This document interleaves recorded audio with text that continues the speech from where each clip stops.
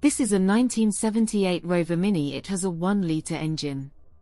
The Mark IV was introduced in 1976, though by this stage British Leyland was working on a new small car which was widely expected to replace the Mini before much longer.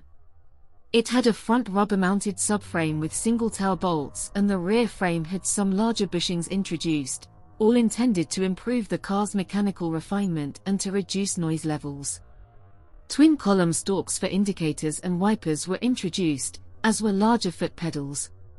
From 1977 onwards, the rear light clusters included reversing lights.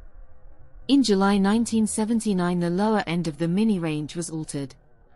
The basic Mini 850, which had featured in various forms since the original launch 20 years before, was withdrawn. Its place was taken by two models at slightly lower and slightly higher price points.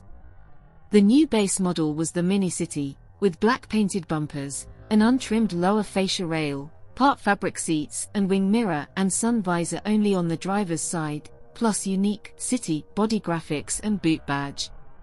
Above the City was the new 850 SDL, Super Deluxe, which had the same specification as the standard Mini 1000 but with the smaller engine.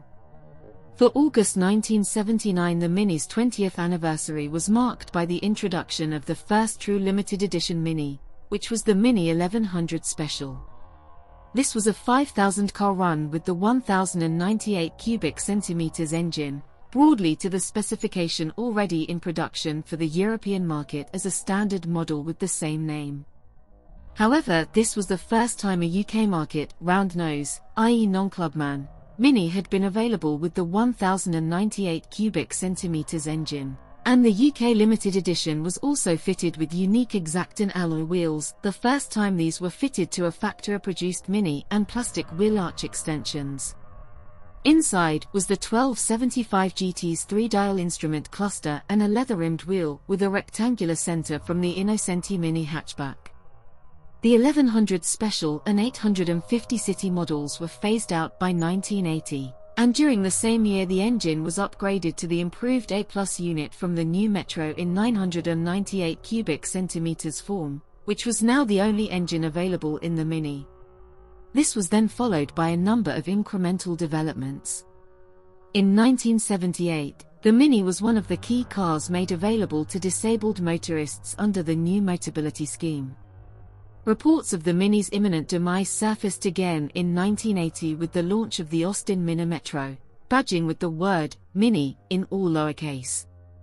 Faced with competition from a new wave of modern superminis like the Ford Fiesta, Renault 5, and Volkswagen Polo, the Mini was beginning to fall out of favor in many export markets, with the South African, Australian, and New Zealand markets all stopping production around this time. Buyers of small cars now wanted modern and practical designs, usually with a hatchback. The Metro was therefore in essence, the Mini mechanicals repackaged into a larger hatchback bodyshell. Although the Mini continued to be produced after the Metro's launch, production volumes were reduced as British Leyland and its successor Rover Group concentrated on the Metro as its key super Mini.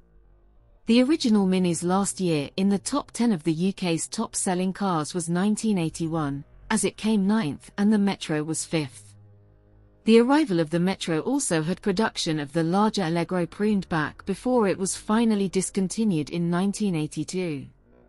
In 1982, BL made 56,297 Minis and over 175,000 Metros.